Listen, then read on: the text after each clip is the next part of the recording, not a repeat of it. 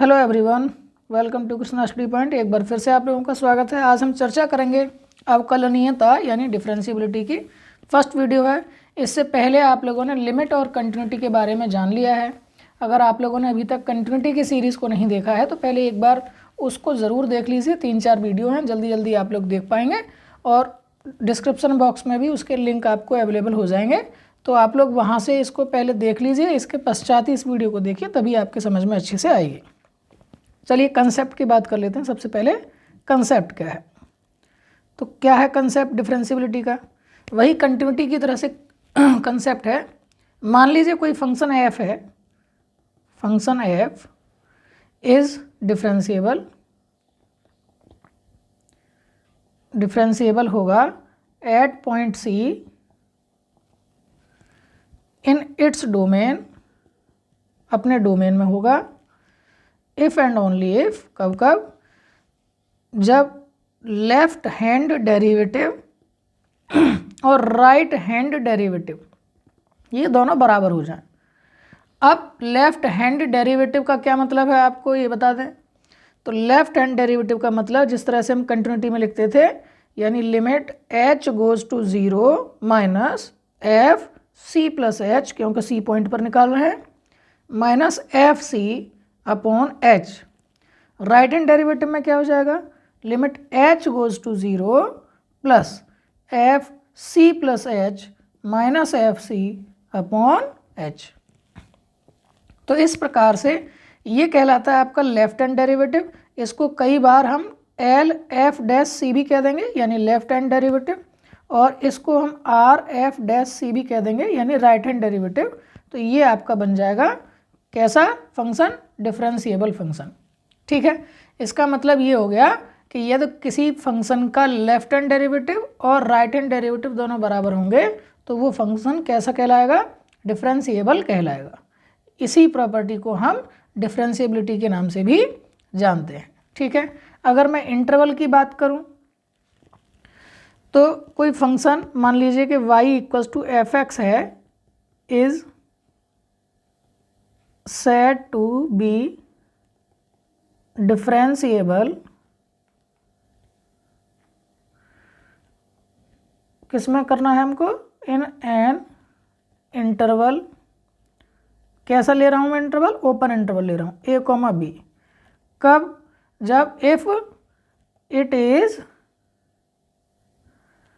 Differentiable at every point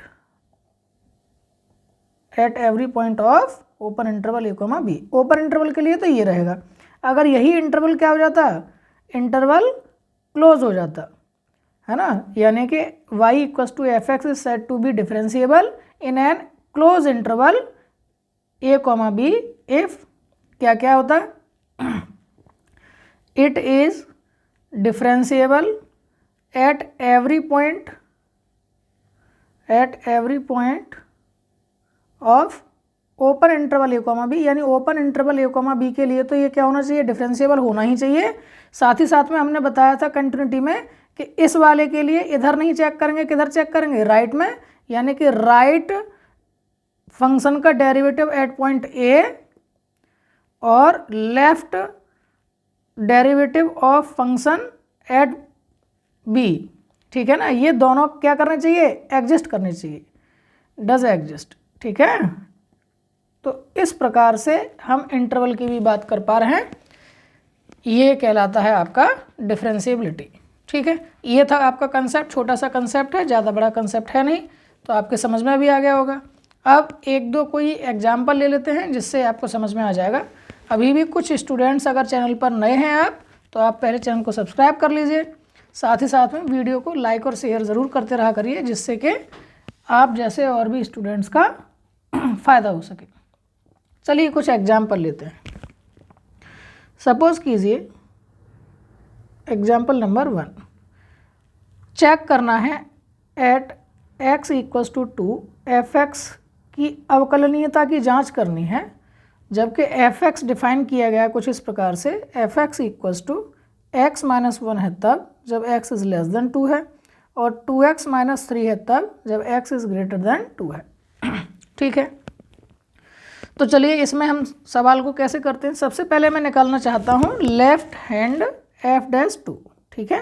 तो उसका मतलब क्या हो जाएगा, सीधा सीधा limit h goes to 0 minus, ठीक है ना, limit h goes to 0 minus. अच्छा, एक चीज़ और आपको ध्यान रखने वाली बात है यहाँ पर कि f(x) और f(x प्लस h) को आप लोग ध्यान से समझिएगा, ठीक है ना। यही जो f(x) है, यहाँ x की जगह पर अगर x प्लस h रख देंगे तो वैल्यूज़ हमको मिल जाती हैं। तो बस उसी बात को आप लोग ध्यान से रखेंगे। फॉर्मूले के अनुसार क्या आएगा यहाँ पर, limit h goes to 0 minus, अब क्या आएगा, f कितना आएगा, 2 पर निकाल रहे हैं तो 2 minus h minus f2 upon कौन आएगा, h आएगा, ठीक है, अपॉन कौन आएगा, h आएगा। तो वैल्यू लगाइए अब ज़रा, 2 माइनस h यानी 2 में से कम हो रहा है, यानी ये वैल्यू कहाँ से आएगी, यहाँ से आएगी, ऊपर से आएगी। Limit h goes to 0 minus कितनी आएगी वैल्यू, x की जगह पर 2 माइनस h रखना होगा, तो x की जगह पर 2 माइनस h रखते हो जाएगा ये 2 minus h minus 1 minus f2 की वैल्यू कहाँ से आएगी, वो यहाँ से आएगी, f2 इक्वल्स टू 2 रख दीजिए, x की जगह पर 2 रख दीजिए, यानी 2 इंटू 2 माइनस 3। नीचे कौन चल रहा है आपका, h चल रहा है, ठीक है। तो ये आएगा आपका limit h goes to 0 minus 2 minus h minus 1, यानी कि 1 माइनस का h हो जाएगा ये, और इधर ये कितना हो जाएगा, 2 2 जा 4 माइनस 3 1 माइनस का 1 हो जाएगा, ठीक है। और नीचे कौन चल रहा था, h चल रहा था, यानी कि इसकी जो वैल्यू है वो कितनी आ गई है, 1 आ गई है। इसकी जो वैल्यू है वो कितनी आ गई है, यहाँ से 1 आ गई है। अच्छा, नीचे भी 2 minus h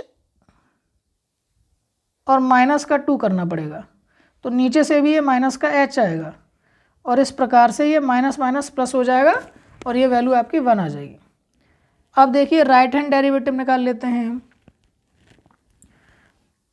right hand derivative यानी RF'(2) की बात कर रहे हैं, तो कितना बनेगा ये, limit h goes to 0 plus हो जाएगा और f2 plus h minus f2 upon 2 plus h minus 2, ठीक है।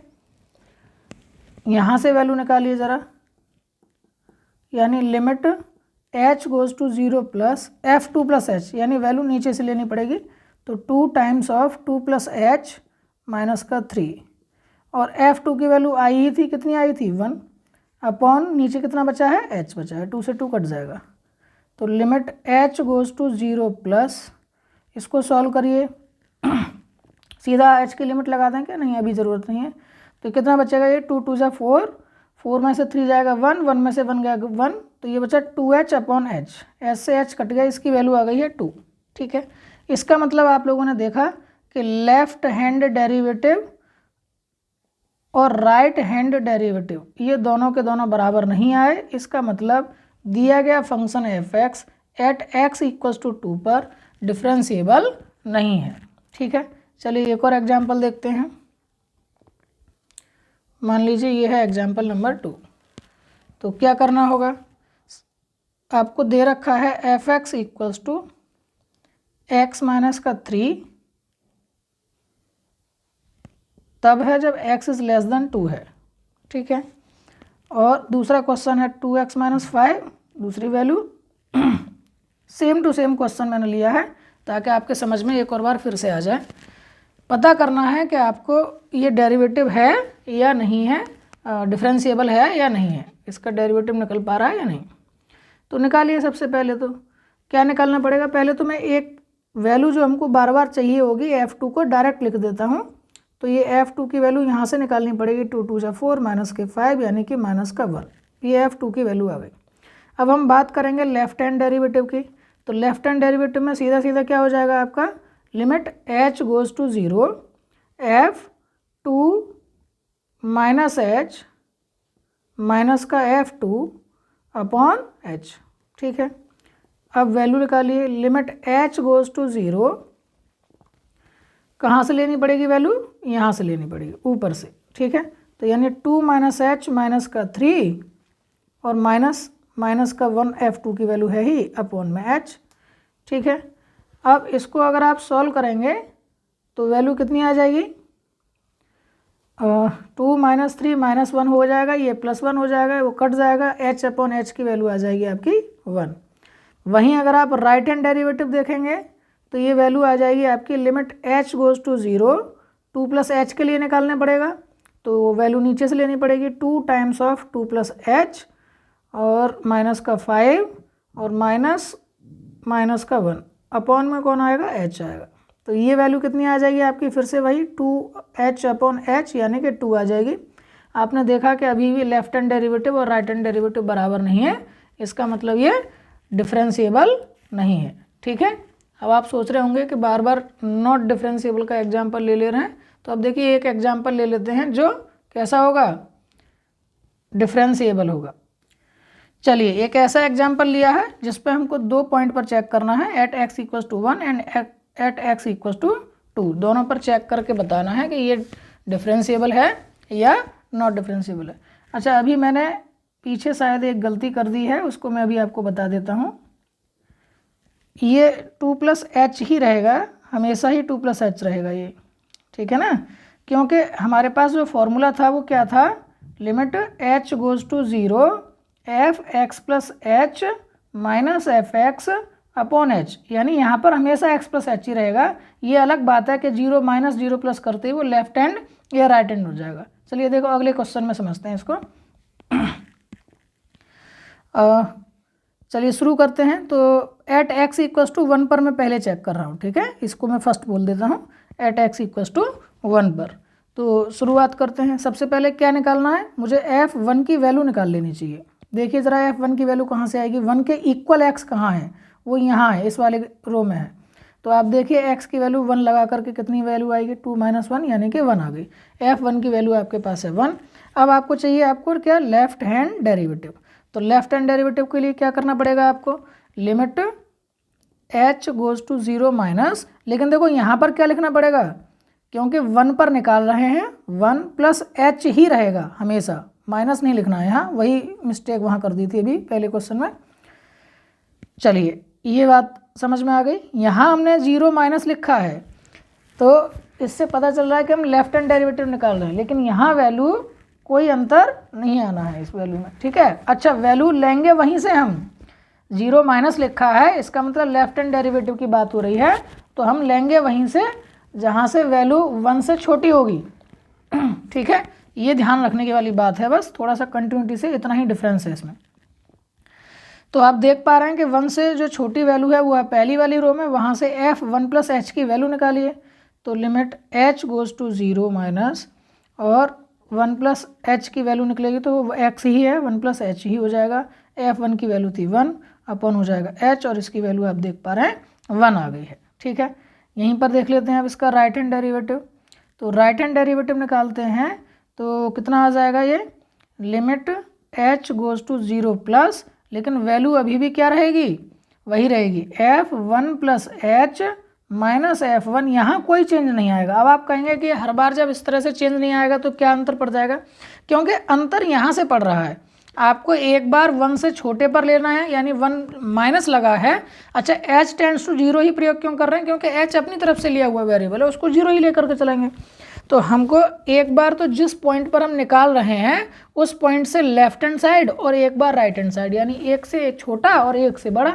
तो अब राइट हैंड साइड की बात कर रहे हैं तो एक से बड़े वाली वैल्यू की तरफ लेंगे जो कि सेकंड रो में है। तो वहाँ से f1 प्लस एच की वैल्यू निकालिए। तो ये हो जाएगा आपका limit h goes to 0 plus f1 plus h की वैल्यू आएगी 2 माइनस 1 प्लस एच, और माइनस f1 की वैल्यू ऑलरेडी थी आपके पास 1, नीचे था आपका h, लगा दीजिए वैल्यू को। तो सीधा सीधा h की वैल्यू यहाँ से 0 लग जाएगी।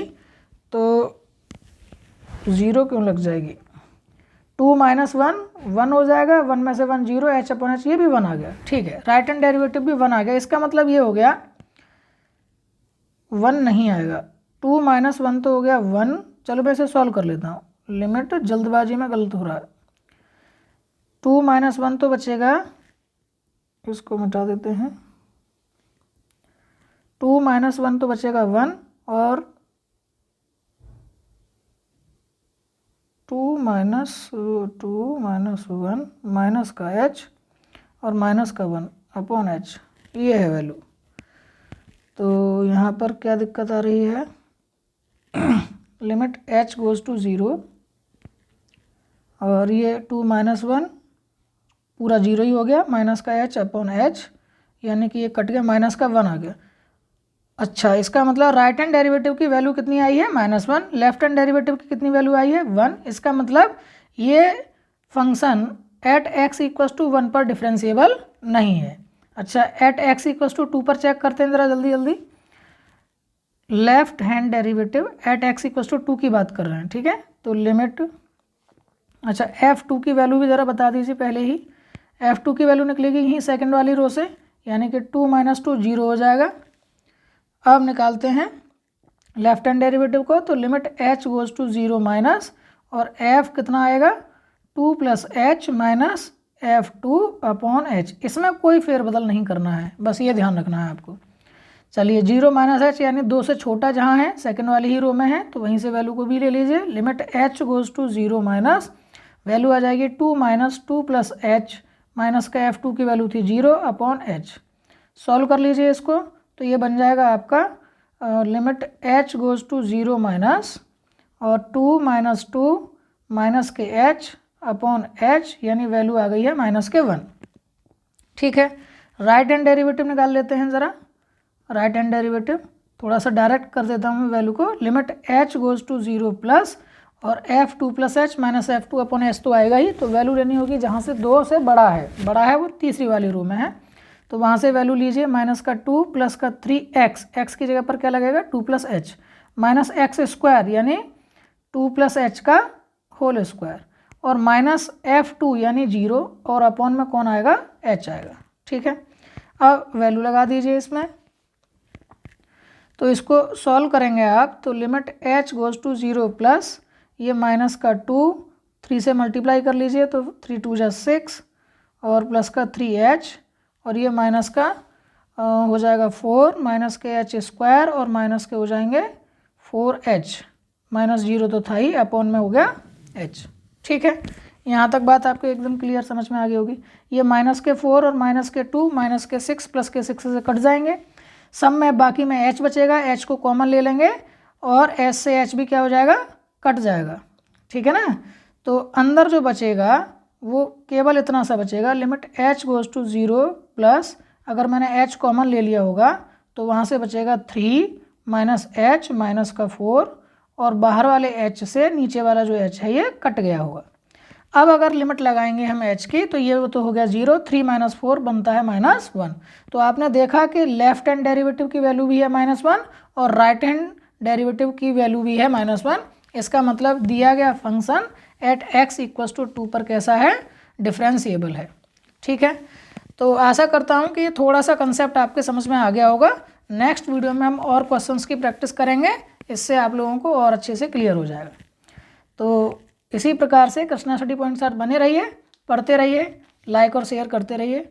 मिलते हैं नेक्स्ट वीडियो में, तब तक के लिए बहुत बहुत धन्यवाद।